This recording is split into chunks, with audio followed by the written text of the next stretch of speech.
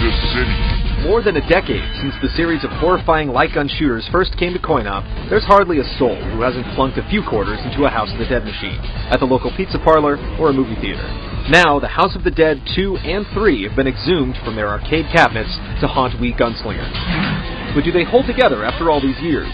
Or is the flesh starting to rot from these old bones?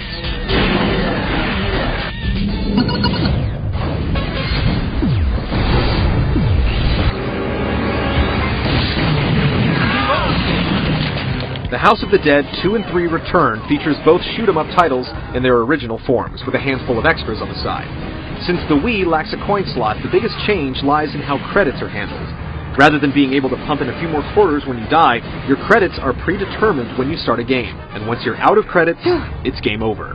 You'll be limited to 4 credits when you first start, but each play session is rewarded by increasing the maximum credits or life.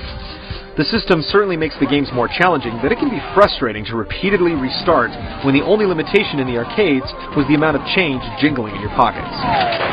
In addition to the arcade experiences, there are a few alternate ways to play, most of which are centered on House of the Dead 2. The oddly titled Original Mode allows you to tweak the second game with items that change your character model or boost attributes like health, credits, and ammo. You'll also be able to snag additional credits along the way, and after a few attempts, you'll unlock a House of the Dead 3 minigame that rewards you with even more items for Original Mode. Boss Mode lets you take on any of House of the Dead 2's monsters in an attempt to beat them in record time. Training Mode puts you through your paces by testing your ability to accomplish goals like rescuing citizens or blasting barrels within a time limit. Time Attack features an ever-diminishing timer that gains seconds with well-placed headshots, and if you can conquer both arcade titles, you'll unlock Extreme Mode, which makes enemies immune to any bullets not fired at their weak points. There are a fair number of ways to play, and you can always share credits with a friend to shoot zombies together, but there's still no denying that it's a pretty short experience, with each title lasting about 45 minutes. Success! Sega was smart to put both games on one disc, but it's a shame that the original House of the Dead wasn't included as well.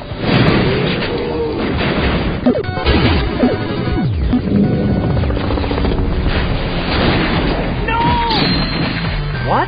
House of the Dead's Twitch-based gameplay is simple, yet satisfying.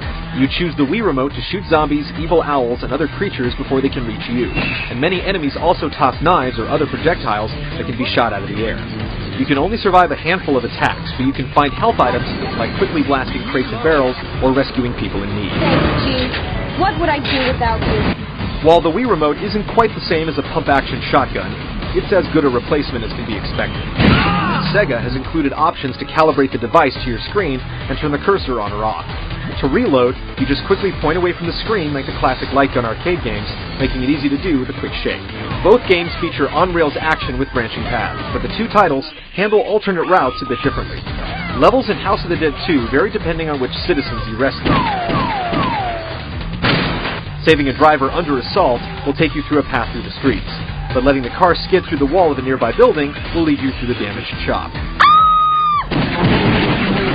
Your options in House of the Dead 3 are a bit more obvious, as menus pop up whenever you come to a fork in the road, and the choices are related more to the order that you tackle the levels, rather than finding different roads through each. Stages conclude with memorable boss battles against creatures as menacing as a Hydra, or as bizarre as a giant sloth. Bosses' weak points are clearly labeled, but you'll need to unload your ammo at the right time to defend against their attacks. In general, both games are still pretty fun to blast through, but the older game is definitely the better of the two. House of the Dead 3 is shorter and easier than its predecessor, and the enemy death animations make it hard to distinguish between enemies writhing in agony and foes that could use a bit more lead between the eyes.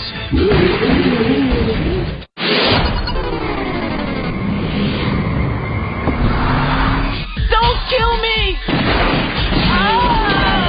Sega has brought these classics back just the way they looked originally, but we're guessing that nostalgia has led you to believe they look better. The 8 to 10-year-old graphics are extremely blocky and blurry by today's standards, particularly in House of the Dead 2. The voice work and story are amazingly awful, with lines delivered in monotone or broken English that are only fit to be laughed at. Thank you for rescuing me. Players can switch between red and green blood as they desire, and the gaping hole you put in a fat zombie's gut is still worth gawking at, but otherwise, this is one awful looking and sounding game. James, I tried. Don't underestimate the enemy. For better, or worse. The House of the Dead 2 and 3 Return is a faithful representation of the arcade classics, and players interested in reliving these titles again and again can grab a copy at a $30 price point. How could anyone do this? One can hope that with this and Ghost Squad already under its belt, Sega will stop digging up graves for the Wii. I don't want to die.